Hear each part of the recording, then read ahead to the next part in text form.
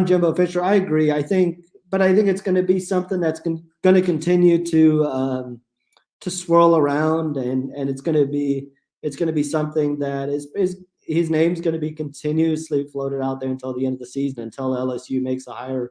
We will definitely get to the two commits. That obviously happened before the game. A&M landing the top defensive lineman in the country, Walter Nolan, and Chris Marshall as well within a 30-minute time span. We'll get to what that means for sure for A&M. Just a huge job and an incredible job, basically to go with Walter Nolan from getting him on campus in the summer and him really not knowing what to expect to now just a few months later landing a commitment after. Again, I think the way this defense has played the past few weeks, when he came for the Alabama game, when he came for South Carolina, it's a little bit the same as when you look at Barry Alexander going to Georgia. When you put up good performances in front of these recruits and you play well in front of them, and you can give them a taste of what things will look like for them if they were to be there. This is kind of the result is you get guys that jump on board, and boy, it's a huge one for A&M to add him, and that's going to just the sheer number of defensive line guys that A&M is on. They're going to put together a really, really, really strong group. Getting back to the game, and we'll touch more on the recruiting side of things a little bit later on this. Again, taking any questions that you have or comments about the game, let me know what you thought. But I think we've also got to talk about Zach Calzada, and the stat line's not going to jump out at you, and I'll get to that point in a moment as well. But 15 to 29 for 192 yards, no interceptions and no touchdowns for him. Look, I think the thing with Zach Calzada in this game was he didn't make the big mistake.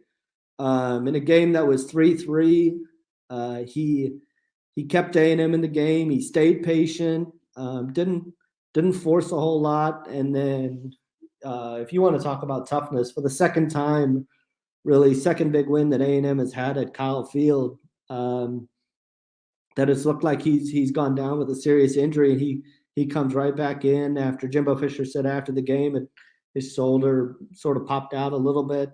Comes back in, I'm sure it was tremendously painful, and comes back in and plays a solid fourth quarter and leads A&M to another huge win.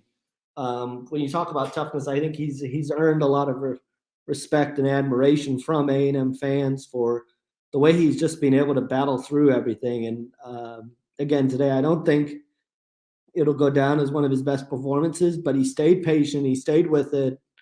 And, when you look at him and what he's done now, he's continuing to progress, and that's a sign of growth. I mean, give credit to the Auburn defense as well. This defense came in as the third-ranked defense in the SEC, allowing just 19 points per game.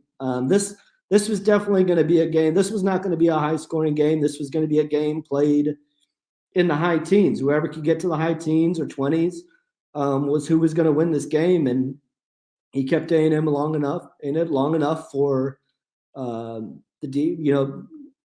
you get a couple field goals that obviously you would like to be better in the red zone, but stayed in long enough for the A&M defense to make a big play and blow the game open.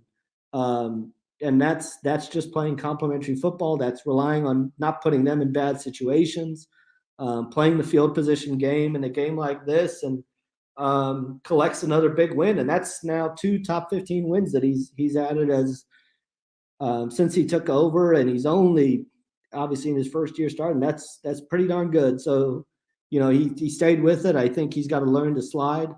He's got to realize that he's the guy right now. I mean, Haynes King is not back yet. He looked like he was still in the boot in this one. So he's got to be smart in that situation to slide, to get down. But just a huge credit to him, and to avoid turning the ball over and protect the ball in a game like this and trust your defense to make the plays was tremendous. And A&M did exactly. There's a formula that's emerged now, and it's worked throughout this winning streak, and that's to trust the running game. Isaiah Spiller with 21 carries for 112 yards. Devon Achane with 10 carries for 98 yards. Did break off a big run and had it punched out, leading to a fumble, but they stayed with the running game and controlled the game on that end. Caleb Chapman also had a big afternoon with 3 catches for 77 yards. A&M, this could have been a game where A&M could have blown it a little bit more open in the passing game. Drops kind of hurt them a little bit.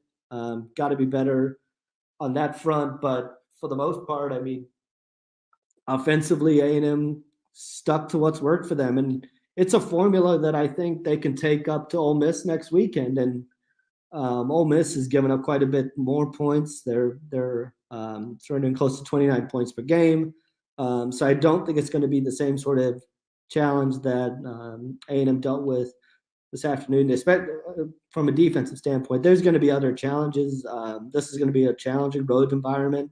But with the way A&M is playing, I don't see any reason why they wouldn't be able to go up there and get a win. They've found their formula now. They know kind of what works for them, and this team has started to build an identity. And Ole Miss is a little bit banged up. We'll see what they look like. And they got a win today over Liberty, which is a good win. Liberty was going to be a challenging game, and certainly no cakewalk. So a good win for Ole Miss. But A&M kind of has their formula now of what works for them and know what they need to do.